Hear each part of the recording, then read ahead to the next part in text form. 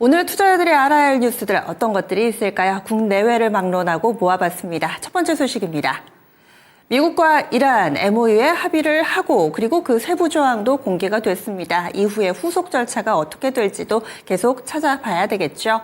보시면은요, 지금 벤스 부통령, 미국의 벤스 부통령이 이란과 60일간의 최종 조율에 들어간다라고 밝혔습니다. 따라서 현지 시간으로 18일이 오늘이거든요. 따라서 60일 되는 날은 8월 16일, 데드라인은 8월 16일이 되겠습니다. 미국은 즉각적으로 호르무즈 이 해협 봉쇄를 해제를 했고요. 이란 쪽에서는 이 60일간 통항료를 면제하고 30일 내에 운행을 정상화하겠다라고 약속하기도 했습니다. 그런데 문제는 이겁니다. 이란 쪽에서는 호르무즈 해협의 통제권을 계속해서 주장하고 있는 상황이기 때문에 60일은 통항료가 면제가 되지만 그 이후에 어떻게 될지 이것이 추후 협상의 변수로 작용할 수 있다라는 분석들 나오고 있습니다. 벤스 부통령은 이를 의식한 듯 이 무료로 하는 부분들, 그러니까 60일 이후에도 현재 상황이 유지되도록 하는 부분을 관철시키겠다라고 밝히기도 했었죠. 그리고 이렇게 종전 MOU 서명식은 없습니다.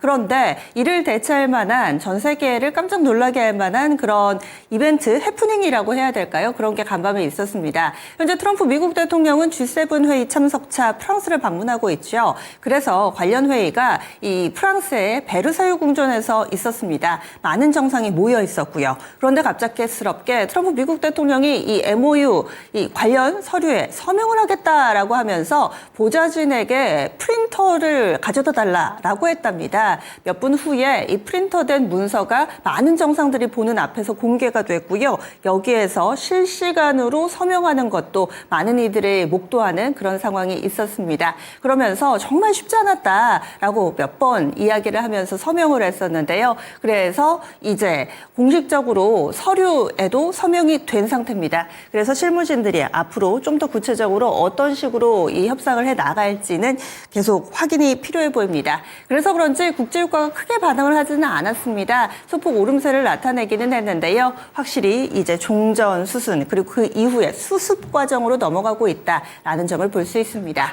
다음 소식입니다. 트럼프 미국 대통령이 SNS에 글을 하나 올렸는데요. 이것이 간밤 미국 증시에 큰 트리거로 작용을 했습니다. 사실 우리는 어제 알고 있었습니다. 우리 시간으로는 어제 오후 1시경에 올라왔던 내용이거든요. 트루스 소셜에 글을 하나 게재를 했는데 이것이 불러일으키는 나비 효과가 상당히 컸습니다. 애플이요, 인텔과 협력해서 미국에서 반도체 칩을 생산하기로 한다라는 내용을 골자로 하고 있습니다. 이렇게 글이 올라왔는데요. 이 내용들 상당히 좀 긴데 핵심 문장 몇 가지만 좀 꼽아봤습니다.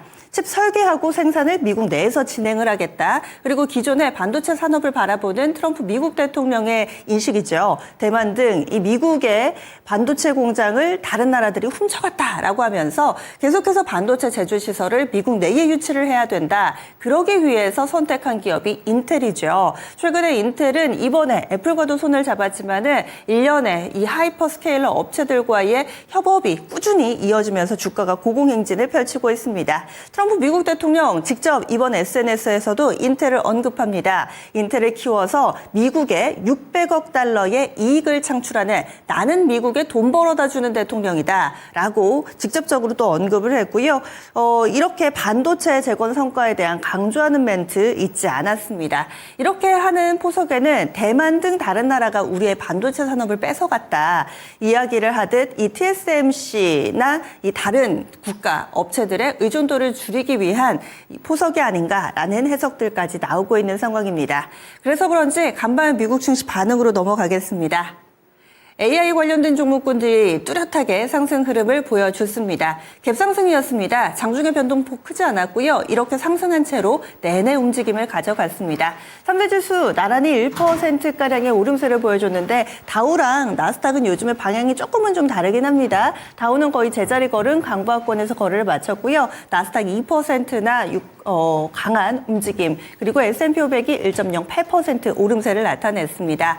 단기는 다우가 좀 더 강했습니다. 그래서 다우가 최근에 사상 최고치 쓴다 이런 얘기 몇 차례 전해드렸는데요. 현재 S&P 500과 나스닥 지수도 오늘 종가 기준으로 한 2% 안팎으로 더 오르면 사상 최고가 다시 씁니다. 거의 그 근처에 자리 잡고 있으니까요. 이 지수의 흐름도 한 번 더 봐주시면 좋겠고, 뭐니 해도 눈에 띄는 점은 이 반도체, AI 관련된 종목군들의 강세, 이 부분은 필라델피아 반도체 지수에 고스란히 드러납니다. 6.24%나 급등하면서 사상 최고치를 쓰는 양상이었습니다. 그리고 좀 전에 말씀드렸던 인텔입니다. 애플과의 이 협력 소식이 나오면서 주가 11%나 급등하는 모습을 보여줬고요. 이 S&P 500개 기업 가운데서 상승률 탑5 안에 이름을 올리기도 했습니다. 인텔이 3등이었습니다. 가장 많이 오른 종목이요. 샌디스크였고요. 두 번째가 코닝, 세 번째가 인텔, 그리고 네 번째 슈퍼 마이크로 컴퓨터, 일명 슈마컴이죠. KLA까지 메모리도 있었고, 그리고 비메모리 만드는 쪽, 여기에다가 AI 인프라, 반도체 장비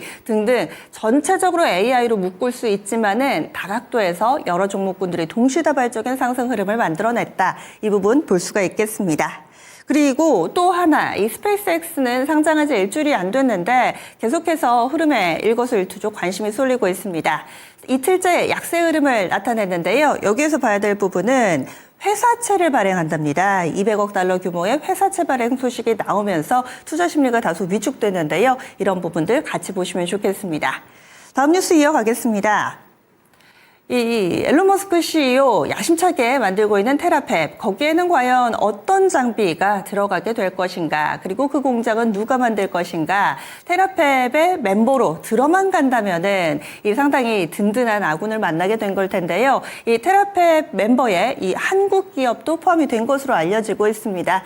정확히 말씀드리면은 한미 반도체하고요, HPSP입니다. 특히나 HPSP 같은 경우는 이미 파일럿 생산에 들어가는 고압수소 어닐링 장비 공급을 한 상태로 나오고 있고, 이 한미 반도체는 TC본더 외에도요, 후공정 장비 여럿을 포함해서 지금 최종 협상 단계에 들어가 있는 것으로 알려지고 있습니다. 그래서 국내 반도체 장비 업체들도 테라펩에 들어가면서 어느 정도의 규모의 또 수주가 될 것인지 관심이 쏠리고 있습니다. 이 테라펩 프로젝트는요, 자그마치 1,200억 달러 규모에 달하는 대규모 프로젝트입니다. 워낙에 이 메모리라든지 전반적인 칩의 중요성이 고조되고, 그리고 또 쇼티지가 나오기 때문에 앨런 머스크 CEO, 세상에서 가장 돈이 많죠. 그러다 보니까 내가 직접 만들겠다라는 취지하에 만들기 시작했는데 2008년 가동을 목표로 하고 있고, 이제 슬슬 장비도 구축을 해놓는 그런 모습입니다. 여기에 추가적으로 더 들어갈 수 있는 부분들은 없는지, 반도체 소부장의 훈풍으로 작용할지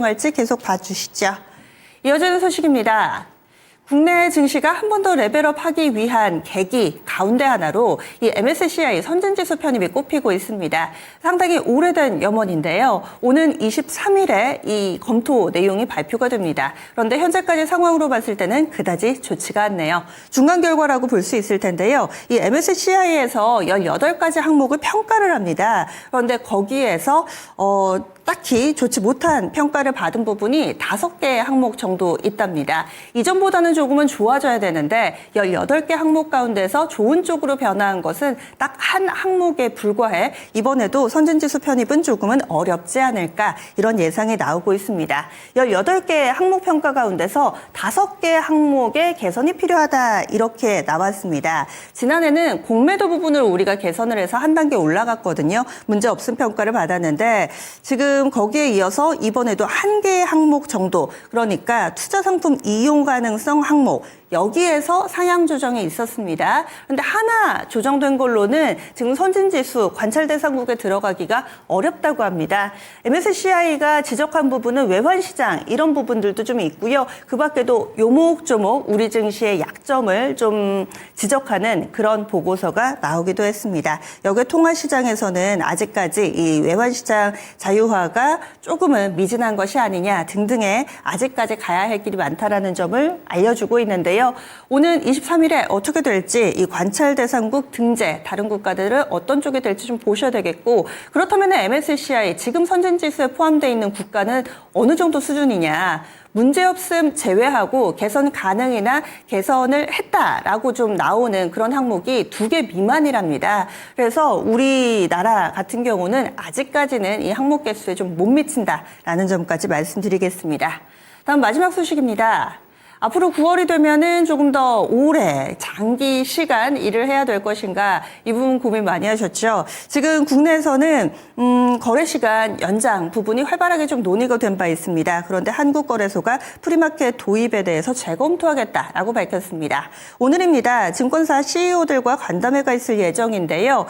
앞서서 원래는 6월에 이 거래 시간 연장하기로 했는데 내부의 반발로 인해서 한 차례 미뤄진 게 9월입니다. 9월 14일부터 거래 시간 연장을 하기로 했었는데요. 이것이 아직 제도적으로 개선이 되지 않았다라는 평가를 받으면서 지금 재검토에 들어간 상황입니다. 프리마켓, 애프터마켓 모두 다 연장하기로 했었는데요. 지금 이야기가 되고 있는 상황은 프리마켓은 아마 연장을 안 하지 않을까, 프리마켓 부분은 제외하지 않을까 이렇게 예상이 나오고 있습니다. 그래서 애프터마켓만 우선 추진하는 걸로 말이죠. 왜냐면은요, 프리마켓하고 현재 넥스트레이드하고 시간대가 좀 겹친답니다. 이 부분은 시스템적으로 처리를 해야 되는데 비용도 들고 전산 부담, 노조의 반발도 있기 때문에 아마 이번 간담회를 거쳐서 순차적으로 프리마켓은 조금은 나중에 하고 애프터마켓 먼저 9월 달에 좀 진행하지 않을까 예상이 되고 있는데 오늘 간담회 이후에 나오는 기사들 한 번 더 확인해 주시기 바랍니다. 지금까지 투자자들이 알아야 할 뉴스들 알아봤습니다.